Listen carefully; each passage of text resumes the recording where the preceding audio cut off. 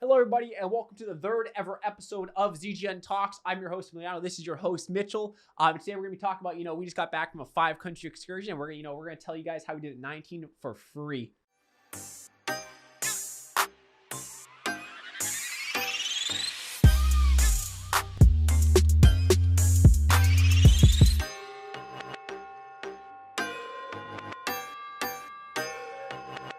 So we recently went to Europe for the first time. Now, prior to actually going to Europe, we would travel domestically. We live in the U.S. Yep, here in San LA, Las Francisco. Vegas, short little trips. We actually barely did any traveling at all. We were constantly busy. We're just workaholics, dude. We're workaholics at this point. We're kind of used to that routine.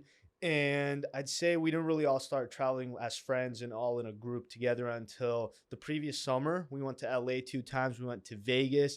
Not much to do in Vegas for people our age, but it was mainly just for networking purposes. Met some people.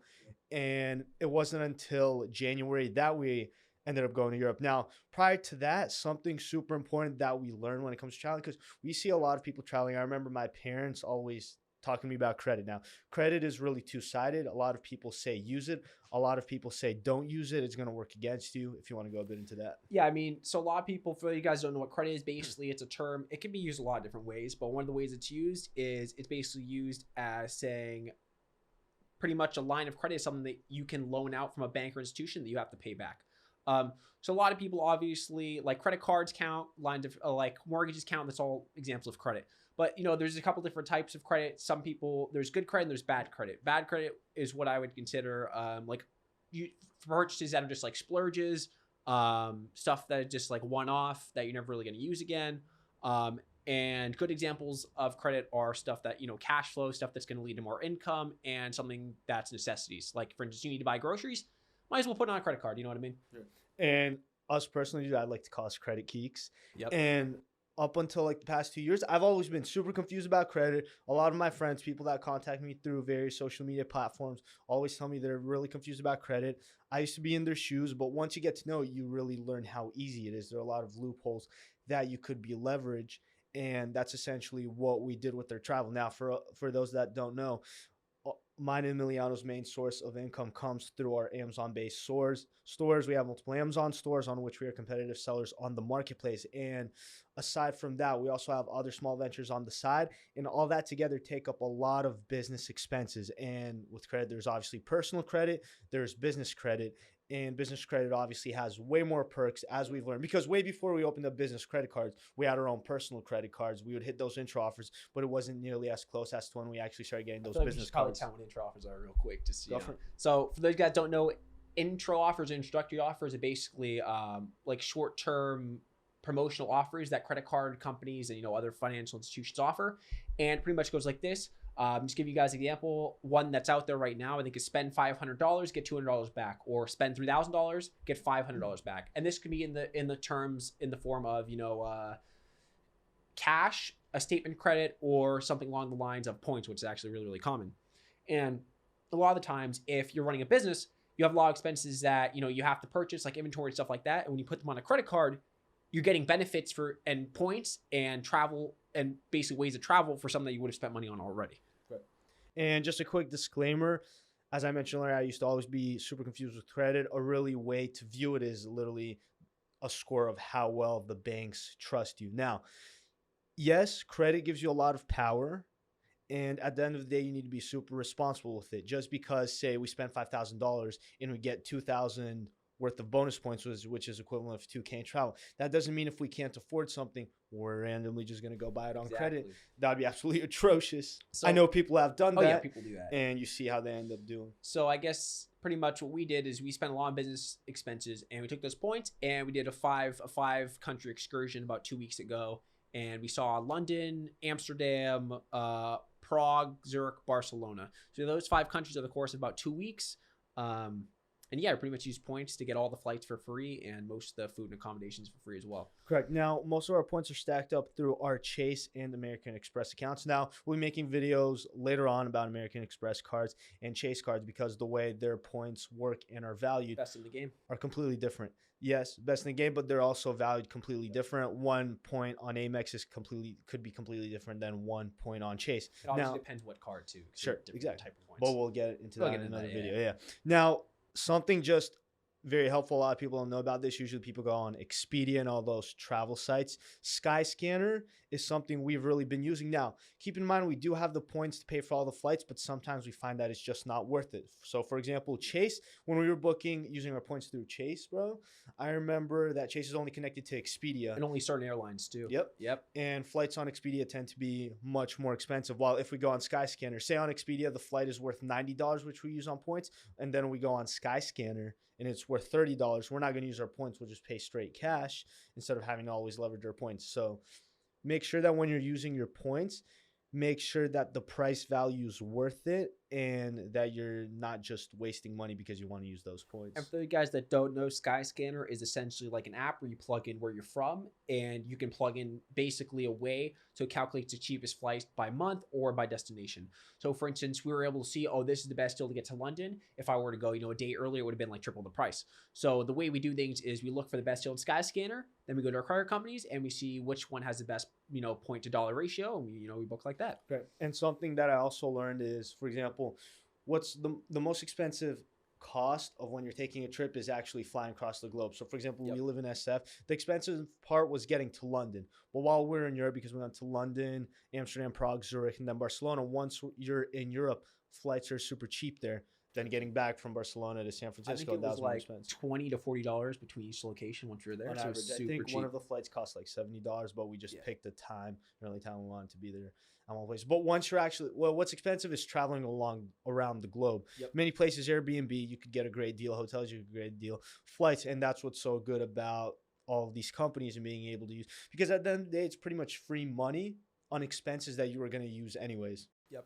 So if you guys aren't in the business, and a lot of you guys probably will be, but if you guys aren't someone that's in the business, what you guys can do is I recommend you guys go check out cards like Amex Blue Cash. If you guys get groceries and stuff like that.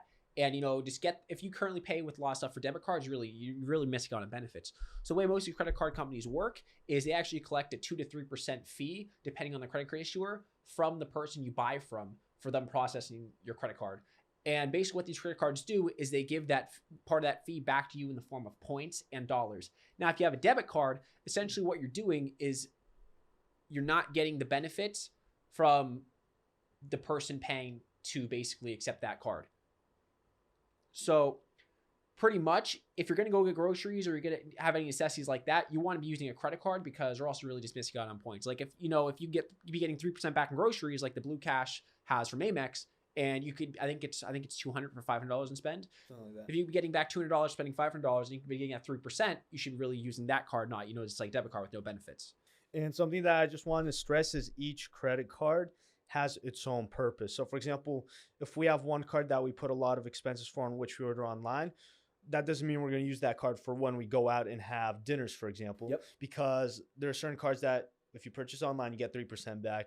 Other cards, if you get groceries, you could get 5% back, and that all ends up. But I'd say that's much more on the personal side of credit because, for example, with us, when it comes to business, well, with me, personal cards, I have one for each kind of task that I do throughout the day. 100%. But when it comes to our business cards, we usually have one. We get one at a time, and we pretty much use it for all of our expenses. Doesn't matter if it's food, inventory, building this podcast studio, whichever card we currently have that we're working on, we're going to hit the intro offer on that. Get a next one. Yep. Usually takes, I would say, a couple weeks to a month, depending on how long it takes to get here. And something that I also forgot to mention is, so we share an LLC. And what that means is, as you guys know, an LLC has one EIN, but because we're both founders of it, that means there are 2 social security numbers if you want to dive into that. So pretty much how a lot of these credit card issues work is if you guys are on one company, for instance, me and Mitch, like he said, as long as we have 2 cards are coded by intro offers by their SSN. Now, obviously, the bank isn't going to let you, get a card, get the intro offer, get rid of it, and then get it again because they'd just be losing money. So what ends up happening is you can normally only get 1 intro offer per card ever, pretty much, unless they have like some special deal that's really, really rare. I'm sure there are loopholes. Yeah, there are loopholes, definitely. But it's kind of hard to do, and there's quite frankly, a complicated process. But so yeah, essentially because Mitch and I are in the same business and we've discussed different SSNs. For instance, we recently got the Chase Inc. Preferred and the Chase Inc. Unlimited. All these names sound the same pretty much. Yeah, the cards look super similar. Yeah, they can probably tell. I have to think really hard about this. Sure. It's just the cards look slightly different. They have different benefits. So essentially, the Chase Inc.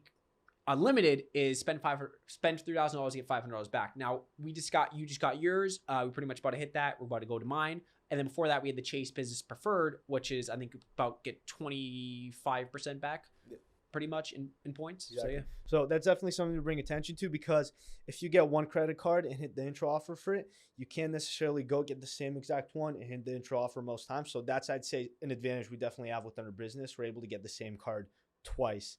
And not many people are able to do that because, yeah, again, I'm sure there are loopholes, but that's going to be something that's super difficult. And like, for example, aside from our inventory, we built this entire studio. We went through 3 different credit cards, hitting bonus offers, intro offers that pretty much paid for all of our trip to Europe. And on top of that, we have so much left because, again, these are expenses that we are going to use anyways. And even outside of business, I have friends at school or like outside of school that have their own credit cards, and they might not have a business, but some of them literally open up their own business, say they do something even though they potentially Like don't. eBay reselling. Exactly. Say you're selling your products on eBay. You could quote unquote say that's a business. Yep. You get the Amex Platinum, and I know people having their own house paying their rent on it, you know, all these expenses. Exactly. So sometimes it's worth it to potentially open up your own LLC for the perks of a business credit card. Yep. That's plastic, by the way. I said the wrong app. But yeah, for most of you guys that don't know, I mean, I think we should really talk about, what goes into a credit score and essentially what it is. Yeah, go for it. So those who don't know, I think we touched on it a little bit earlier, but essentially what a credit score is how likely you pretty much are to pay a lender back. That's pretty much a really, really, really simple form of what that is. There's a lot of things that go into a credit score. I recommend downloading the app Credit Karma. Personally, I think it's one of the best credit apps out there. Mm-hmm. Essentially, there's 3 credit bureaus, and basically they use different scoring algorithms to basically give you a score.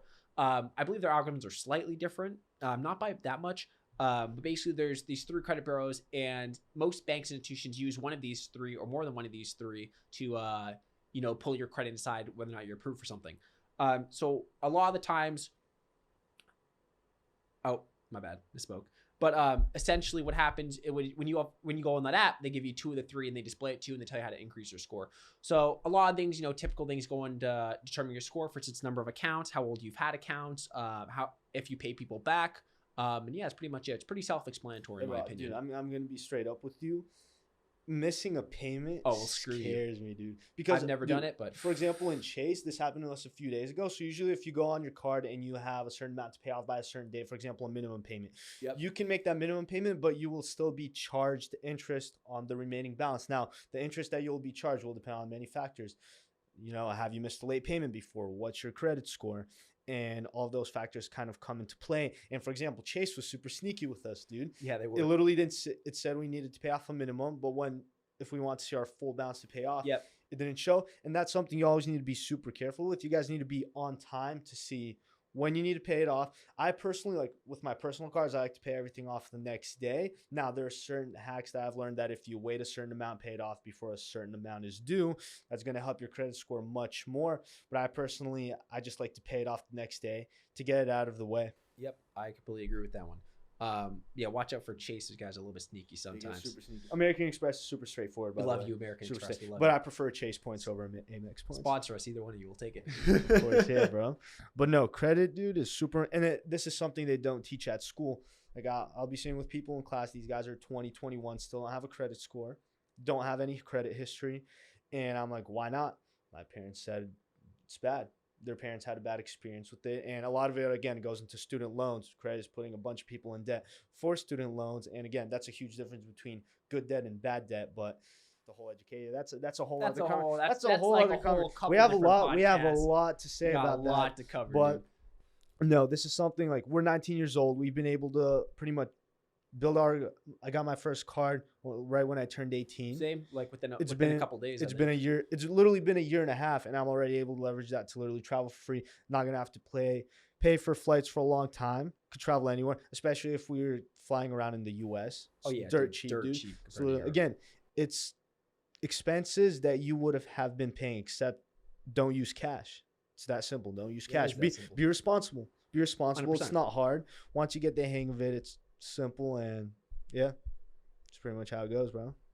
Yeah, honestly, I think we pretty much covered, what I think we need to cover. Exactly. So yeah, again, if you guys have any questions in regards to credit, now this was kind of brief, fairly broad explanation for credit. As I said, we will be making videos of specific credit cards that we use, our top 5 business credit cards, our top 5 personal credit cards based off personal experience, diving deeper into their logistics. So cashback for certain cards are better than others. On top of that, intro offers are much better.